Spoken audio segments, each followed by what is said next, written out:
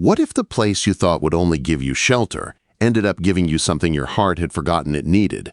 Montana Territory, 1878. The hot afternoon sun beat down on Noah Zeller's shoulders as he stood at the edge of a dusty road, staring at a weathered wooden sign swaying gently in the breeze. Kirby Ranch. Hands wanted. His threadbare satchel held everything he owned: 2 shirts, 1 extra pair of trousers, his father's old pocket watch, and $7. At just 24, this ranch felt like his last chance before winter came roaring in. He wasn't sure how long he'd been staring at that sign when a sharp young voice broke his thoughts.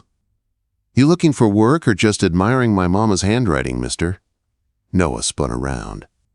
A girl sat atop a chestnut mare, freckles across her nose and copper braids falling from under a worn straw hat. She looked about 12 but carried herself like someone older. "Work," Noah answered quickly. He pushed his dark hat back, revealing hair that curled at the edges. He straightened his lean frame, trying to look more capable than he felt. "Been working cattle since I was 14. The girl narrowed her eyes at him, studying him with surprising seriousness. "Mama's picky about who she hires since Papa died, but we need help before winter. I'm Mabel Kirby." "Noah Zeller," he replied, shaking her small but strong hand. "Much obliged." Mabel led him toward the ranch house. As they walked, Noah wondered what kind of woman ran a ranch alone this far out in Montana. Most widows remarried fast or sold their land.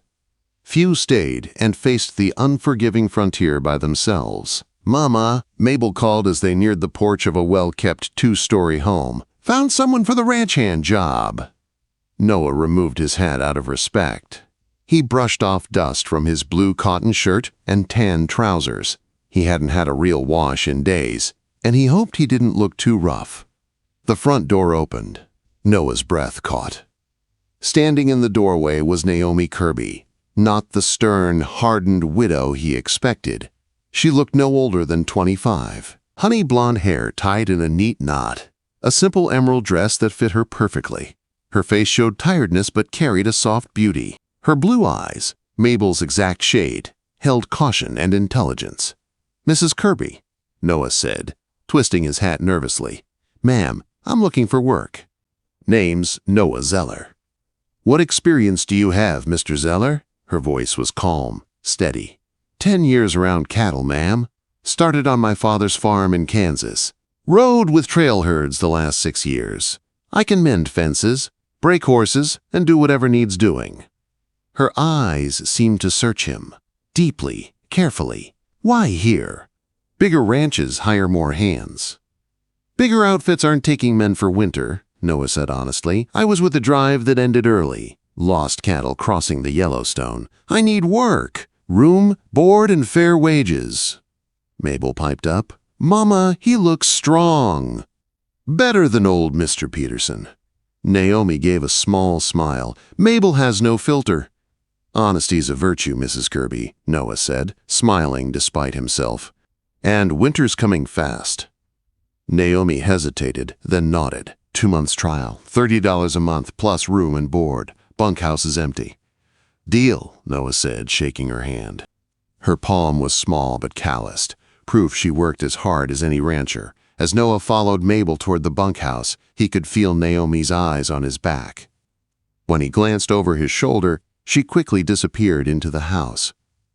"Papa's been gone 3 years," Mabel said softly. "Mama works too hard. She never smiles anymore." Noah swallowed. "Running a ranch is tough for anyone." "She's not supposed to be alone," Mabel whispered. The words hung heavy in the cool air. Inside the bunkhouse, Noah dropped his small satchel on the bunk. The room was simple, but clean, better than sleeping under the stars with winter on the horizon. "You don't have a home?" Mabel asked. "Not for a long time," he answered quietly. "Well," she said, tilting her head, "maybe you'll find one here." The way she said it made Noah pause. What exactly was this kid planning? That question only grew stronger at supper. Naomi cooked a hearty stew and fresh bread. She watched Noah with polite distance as he ate with careful manners. Mabel talked enough for all three of them, asking Noah about cattle drives and storms. "Ever shoot a bear?" she asked. "Mabel," Naomi warned. Noah laughed. "No bears, but I did help stop a stampede during a lightning storm." Mabel listened wide-eyed. Naomi listened too, though she tried not to show it. After supper, Mabel jumped up. "Mama, show Mr. Zeller the list of things that need fixing." "That can wait," Naomi said. "Mama, you said yesterday." Naomi sighed. "Fine." She led Noah down a quiet hallway to a small study. A portrait of a serious-faced man hung on the wall. Mabel's father, no doubt. "Your husband?" Noah asked softly. "Yes. James died in 75. I'm sorry. Hard loss." "We manage," she said softly.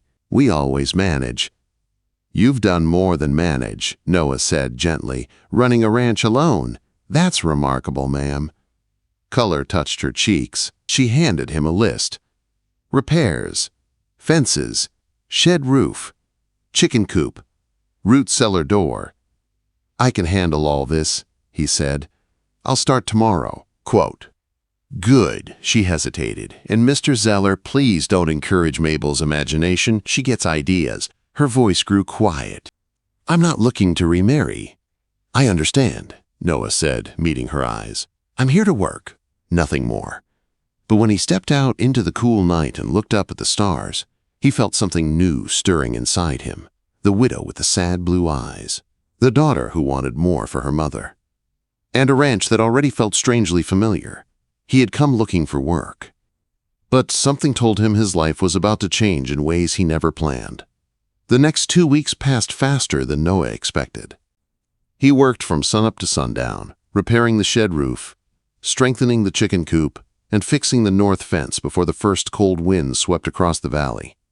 Every night he joined Naomi and Mabel for supper, learning how the house sounded when it carried laughter instead of silence. But every day he also noticed something new about Naomi. The way she hummed softly while cooking. The way she brushed a strand of hair behind her ear when she was thinking. The way her smile appeared slowly, like she had forgotten how it felt to use it. And every day he noticed something else. Mabel was working on a plan. One crisp morning, Noah was mending a broken harness when Mabel appeared with her hands on her hips. "Mr. Zeller, Mama needs help in the orchard. I'm too short to reach the big apples." Noah set down the leather strap. "Then I suppose I'd better help." In the orchard, Naomi stood on a ladder, reaching for an apple just a bit too high. She stretched, the ladder shifted, and her breath caught. "Mrs. Kirby!" Noah rushed forward just as the ladder tipped. She fell right into his arms. For a moment, neither of them moved. Her hands rested on his shoulders, his arms wrapped securely around her waist. "I've got you," he said softly. Naomi's breath trembled. "Thank you," she murmured, her cheeks pink. Mabel coughed loudly. "I'll pick up the apples." Naomi stepped away quickly, smoothing her skirt as though it would erase what had just happened. "That was clumsy of me." "The ladder was unstable," Noah replied. "Let me finish the picking. It's safer." "I've managed this orchard alone for 3 years," she argued, pride flickering in her blue eyes. "I don't doubt that," Noah said gently, "but I'm here now." She paused, then nodded. They worked side by side, passing apples and talking in soft tones. Noah told her about Kansas and the small joys of his childhood before life had turned hard. Naomi shared stories of Wisconsin, where the trees were greener and winters colder. She told him how she met James, accidentally, when he rode past her house and tipped his hat with a crooked smile. "He promised me a life filled with adventure," she said quietly, "and he gave me that." Noah listened, knowing she spoke from a place of love. A deep part of him respected that. He didn't want to replace it. He wanted to stand beside it. Before he could say anything, Mabel came running. "Mama, Mr. Peterson is here about the cattle sale." Naomi's expression darkened. Peterson. The name felt heavy. A man with too much money, too much pride, too much interest in Naomi. When they walked back to the yard, Peterson stood by his horse, tall, broad, and smug. His gray-streaked beard was trimmed neatly. His clothes looked more fit for a banker than a rancher. "Mabel," he said sharply, "your mother needs you inside." The girl stiffened and marched away without looking at him. Peterson turned his gaze on Noah. It wasn't friendly. "So you're the drifter she hired," he said without greeting. "I'm Noah Zeller," Noah replied evenly. Peterson didn't offer his hand. "You won't last long here. Winters are hard, work's harder." "Hard work doesn't scare me," Noah said. Peterson stepped closer. "See that your place stays in the barn, Cowboy. Mrs. Kirby needs stability, not a wandering ranch hand looking for free meals." Noah kept his jaw tight. "Mrs. Kirby hired me to work. That's what I intend to do." Peterson gave a cold smile. "Naomi will come to her senses soon enough." "She always does."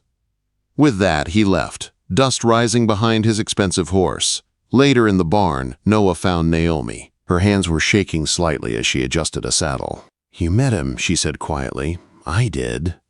Her eyes lifted to his. "Did he say anything?" Quote, "Nothing you need to worry about." Naomi exhaled, tired and frustrated. Harold Peterson has been trying to push his way into this ranch for 2 years. He thinks a woman can't run land without a husband. "I don't think that," Noah said. Naomi's eyes softened for a moment. "I know." But that small moment of peace didn't last long. 3 days later, trouble arrived. Noah was repairing tack when the sound of horses approached. 3 riders.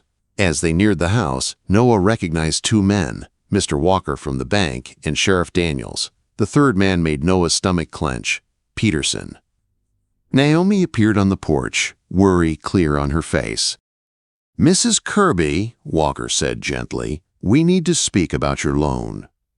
Inside the house, Noah stood beside Naomi as Walker explained. "Your payment from August is missing. We have no record."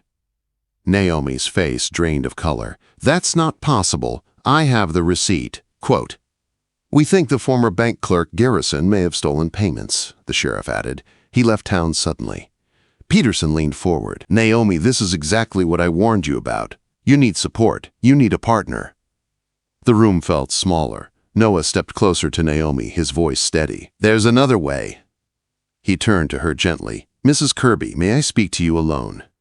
In the kitchen, Noah lowered his voice. "I think Peterson planned this, or saw it coming. Something isn't right." Naomi swallowed hard. "Even if you're right, what can I do? I can't pay until next month." Noah took a breath. "I can help you. I have savings, enough to get you through until the cattle sale." Naomi stared at him, shocked. "Why would you do that?" He couldn't say the whole truth, not yet. "Because it's the right thing to do," he said. "And because you deserve better than Peterson deciding your future." Her eyes shone with emotion. "I would pay you back the moment we sell the calves." "I know you would," Noah said softly. They returned to the parlor. "Mr. Walker," Noah said, "I'll cover the amount until next month." Peterson exploded. "This is outrageous!" But Naomi lifted her head proudly. "Mr. Zeller is helping as a business arrangement. Nothing more." The sheriff cleared his throat, hiding a smile. Walker nodded. "Come to the bank tomorrow, Mr. Zeller. We'll arrange the transfer." After the men left, Naomi turned to him. "Why?" she whispered again. Noah met her eyes. "Because I care what happens to you and Mabel, more than I should." Naomi's breath caught, her heart clearly torn. Before either of them could say another word, Mabel peeked in with wide eyes. "Mama, is he staying for supper?" Naomi wiped her eyes quickly. "Yes, Mabel. He's staying." And as Mabel grinned victoriously, Noah felt the truth settle deep inside him. He didn't just want to help them. He wanted to belong. The next morning, Noah rode into town beside Naomi. The air was cold enough to sting their cheeks, and the sky held the gray hint of winter. The small town sat quiet, except for the creak of the blacksmith's hammer and the distant bark of a dog. Inside the telegraph office, Noah sent a message to confirm his funds. Naomi watched him with a mix of awe and confusion.